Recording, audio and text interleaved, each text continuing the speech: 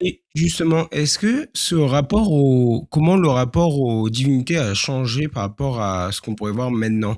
Parce qu'il y a beaucoup plus la notion, j'ai l'impression, de sacrifice, de faire des offrandes, un petit peu presque un rapport contractuel, une Ah, sorte c'est tout de à fait ça. je vais donner et en échange, j'ai sacrifié tant, donc on va demander à la divinité de nous soutenir pour la guerre, etc. Donc justement, comment est-ce que ce rapport a changé avec maintenant? J'ai pas l'impression que ce soit le même rapport dans les religions monothéistes avec Dieu où on est plus, je sais pas si c'est dans l'accueil, mais en tout cas, j'ai l'impression que c'est moins bien vu cette idée de demander quelque chose à Dieu. C'est pas, on n'attend pas quelque chose de lui. Alors oui et non, c'est une grosse question, hein, ça c'est une question complexe. On peut certainement partir de l'idée que dans les religions de l'Antiquité, polythéistes, mais je pense qu'on pourrait le dire aussi pour les monothéistes, on est dans une espèce de contrat.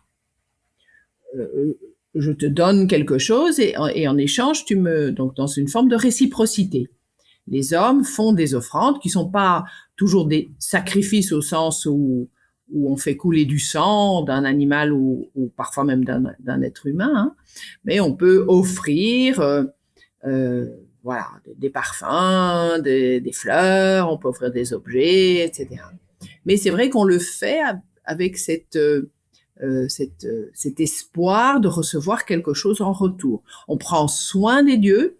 Chez Platon, il y a un traité de Platon qui s'appelle Le Tifron, qui est pas très connu, mais qui est très intéressant pour nous, les historiens des religions, où c'est Socrate qui discute justement avec un certain Eutyphron. Et tout le thème de ce dialogue platonicien, c'est le thème de prendre soin. Nous, les hommes, on prend soin des dieux, on leur construit des temples, on les nourrit, hein, puisque le sacrifice est censé nourrir les dieux. On les honore, on leur rend hommage, etc. Et eux, en retour, prennent soin de nous. Hein. Donc ça, c'est très répandu. Avec, alors, les religions monothéistes anciennes, donc si on peut dire l'hébraïsme, le judaïsme, sont dans le même modèle. Hein. Si on lit l'Ancien Testament, on est tout à fait dans le même domaine, dans le même modèle, avec juste cette spécificité qu'il y a un seul et unique destinataire pour faire toutes les offrandes à Yahvé. Euh, et puis progressivement, en fait, je pense que c'est surtout le christianisme qui introduit une différence, c'est-à-dire que progressivement donc se développe ce qu'on appelle la religion du livre, c'est-à-dire que ce qui devient important, c'est prier, même parfois de façon un peu silencieuse, avec lire les textes, méditer les textes. Et donc le sacrifice, il est plutôt là, c'est-à-dire on prend du temps, et on sacrifie du temps pour se consacrer à, au culte, à la pensée, à l'interaction, à la prière, etc. On continue de demander quelque chose, hein, bien sûr. Je pense que c'est encore toute forme de prière est un échange au cours duquel on demande quelque chose. Le sacrifice sanglant, qui consistait à prendre voilà un poulet, un cochon ou un bœuf, ou même 100 bœufs, hein, ce qu'on appelle une hécatombe, c'est-à-dire un sacrifice de 100 bœufs. Donc, le sacrifice sanglant progressivement recule. Il recule avec le christianisme en particulier parce que le christianisme veut se différencier du judaïsme et veut se différencier aussi des religions polythéistes. Et donc, ils adoptent une attitude contraire au sacrifice. On trouve déjà chez certains philosophes polythéistes une aversion envers l'idée de faire couler le sang des animaux, hein, quelqu'un comme Porphyre, par exemple, et tout en étant polythéiste, est tout à fait contraire à cette pratique. Euh, mais enfin, donc, elle va s'imposer de plus en plus lorsque les empereurs romains adoptent le christianisme d'abord comme religion permise, licite, et puis comme religion officielle de l'Empire, ils vont progressivement marginaliser les sacrifices sanglants, puis les interdire et même, à un moment donné, persécuter, bien sûr, ceux qui les pratiquent. Mais si on y pense bien, le christianisme et la messe en particulier est encore entièrement centré sur un rituel et un vocabulaire de sacrifice. Parce que quand on va à la messe, à chaque fois, ce qu'on célèbre, c'est le sacrifice du Christ qui s'est sacrifié pour nous, et on nous dit voilà le corps à la communion, voilà le corps du Christ, voilà le sang du Christ.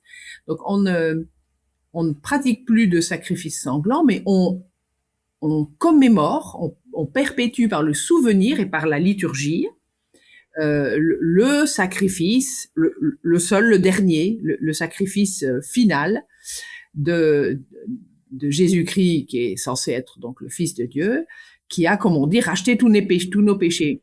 Donc, parfois, on perd de vue, quand on va à la messe, qu'on est toujours dans un registre qui est très sacrificiel, mais c'est un autre type. On commémore, on ne fait plus le sacrifice, on commémore un sacrifice, d'une certaine façon, qui a tout résolu, quoi.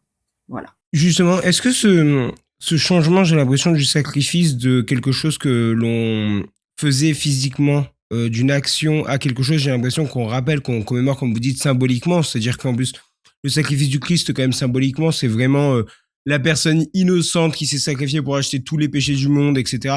Donc c'est vraiment un petit peu le sacrifice ultime, enfin ce qu'on pourrait envisager comme le plus grand sacrifice.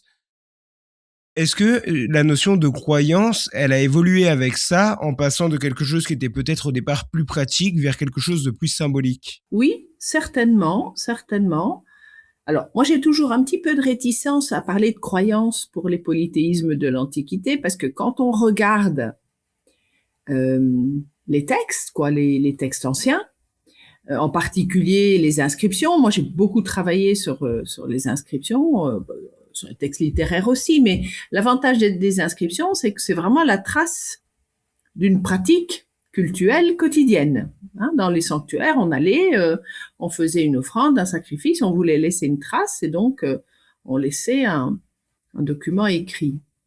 Un peu comme quand j'enseignais à Toulouse, j'avais emmené mes étudiants à Lourdes pour visiter, voilà, avec un regard anthropologique, regarder, et effectivement, la basilique de Lourdes, chaque brique de la basilique, il y a une inscription en reconnaissance, etc., etc. Donc, on y va effectivement, et on laisse ce texte qui raconte pourquoi on s'est adressé au Dieu, ce qui s'est passé, etc. Le registre de la croyance, les termes, hein, le terme pour croyance, pour foi en grec, ce serait pistis, est très peu présent, hein, mais vraiment très peu, quoi. C'est un terme plutôt rare, voilà. Par contre, ce qui est très présent, c'est le lexique du don. On donne, on offre. Hein, ça, c'est très présent. Donc oui, je pense qu'on est dans quelque chose qui est un échange, une communication assez concrète, pratique, autour de choses qu'on offre et d'autres qu'on reçoit. Alors que progressivement, avec le monothéisme, on va aller vers, et aussi bien sûr à travers le poids, l'importance des livres et des dogmes, vers une religion qui est davantage une religion du croire et moins une religion du faire. Mais évidemment, il y a du croire dans le faire et il y a du faire dans le croire. Hein, John Scheid, qui a longtemps enseigné la religion romaine au Collège de France, a écrit des livres vraiment décisifs là-dessus. C'est vrai que les religions polythéistes sont plutôt des religions ritualistes du faire, mais évidemment, dans la façon de faire, il y a derrière au moins des représentations. Je ne sais pas si c'est vraiment, si on peut utiliser le mot croyance, il y a des représentations. Et de même, dans les religions monothéistes qui sont plutôt des religions du credo, hein, je crois en Dieu Père, etc., etc., donc des dogmes, il y a aussi bien sûr du faire, enfin je veux dire la messe, le rituel, toute une série de rituels, le carême, tout ça, c'est aussi du registre du faire. Mais quand même, je pense qu'il y a une évolution sur, disons, le poids relatif de ces deux aspects-là.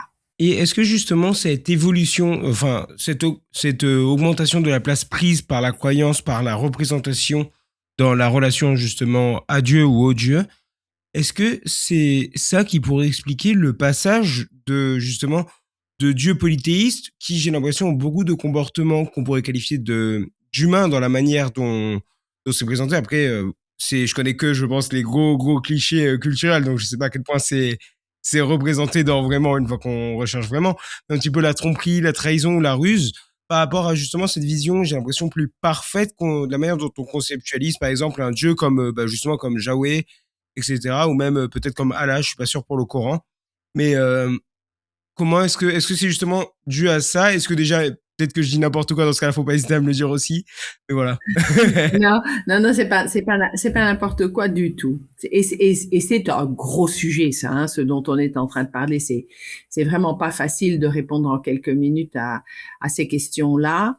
Mais ce qui est sûr, euh, c'est que les croyances vont prendre de plus en plus d'importance dans le monothéisme parce que, bah, d'abord, il faut le dire, il y a ça, je pense, c'est un élément important sur lequel il faut insister. Il y a une volonté de se différencier.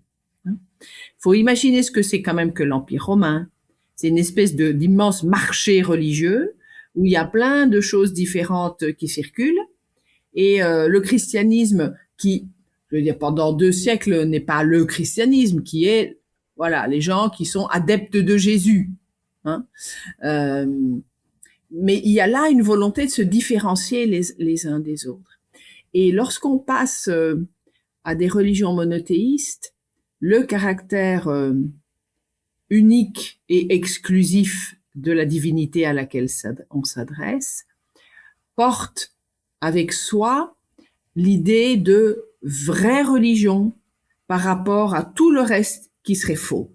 Hein. Ça, c'est les travaux de Jan Assmann, qui est un grand égyptologue décédé il y a quelques années, qui avait beaucoup travaillé sur ce sujet-là. Dès lors qu'on passe dans un système monothéiste qui se veut exclusif et qui est dogmatique, qui dit nous on a la vraie religion, forcément on va tout verrouiller. Hein. Et donc à ce moment-là, appartenir, s'affilier à cette religion, c'est faire un choix qui ne permet plus de se tourner vers autre chose. C'est un choix exclusif. Et donc, on pose des dogmes, on pose des limites. Et donc, il y a la vraie religion par rapport aux autres qui sont fausses. D'ailleurs, le terme de religion, qui vient du latin religio, a son origine dans ce contexte-là, dans ces dynamiques-là. C'est-à-dire que ce sont les auteurs chrétiens qui ont commencé à utiliser ce terme de religio dans le sens de nous, certains auteurs juifs aussi, nous on a la vraie religion et les autres c'est pas des religions, les autres c'est des fausses religions, c'est des superstitions. Voilà, et nous on a le vrai Dieu, alors que les autres ils ont des idoles. Ouais, on retrouve avec Moïse et la montagne. Exactement. Le vocabulaire évolue et c'est un vocabulaire qui reflète, comment dire, le fait que l'on pose des frontières, que l'on pose des limites.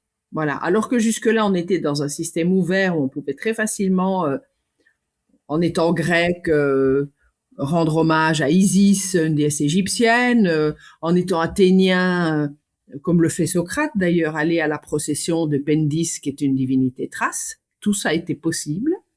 Et puis à un moment donné, ça se referme et on va verrouiller un petit peu tout ça.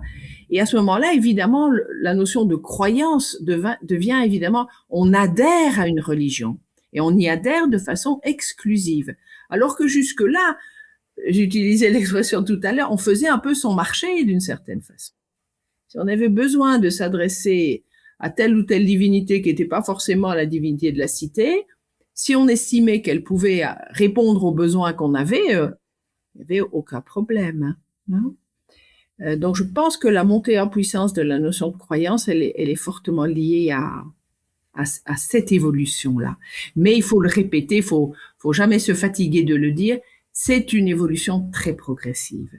Quand on regarde, par exemple, les inscriptions encore au IVe siècle de notre ère, à un moment où pourtant le christianisme est devenu religion officielle et où les cultes païens sont à leur tour persécutés, on trouve encore beaucoup de traces de ces dieux locaux.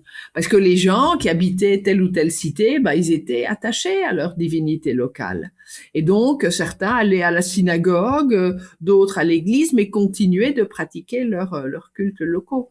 Donc, cette évolution, elle s'est faite vraiment sur des siècles. Oui. Et les dieux polythéistes ont cohabité avec le dieu juif, avec le dieu chrétien pendant longtemps. dans une sorte un petit peu de compétition, mais aussi de cohabitation.